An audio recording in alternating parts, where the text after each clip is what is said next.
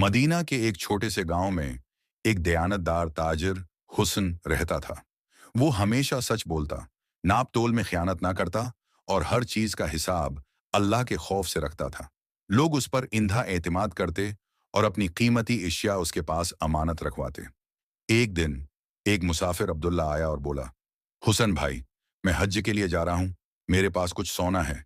क्या आप उसे मेरे लौटने तक अपने पास रख सकते हैं? हुसन ने मुस्कुरा कर कहा, यह मेरे लिए सादत की बात है। आप बेफिक्र होकर जाएं। अब्दुल्ला ने सोना हुसन के हवाले कर दिया और मक्का रवाना हो गया।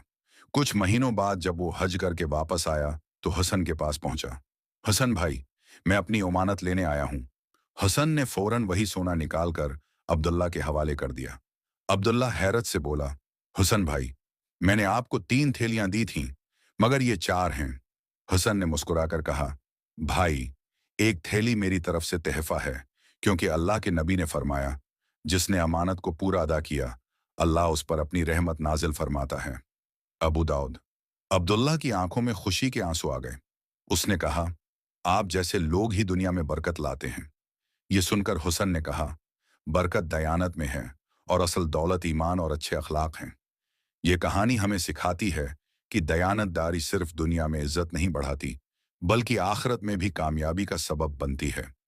अगर आपको ये कहानी पसंद आई हो तो हमारे चैनल को सब्सक्राइब करें और मजीद इस्लामी कहानियों के लिए बेल आइकन दबाएं।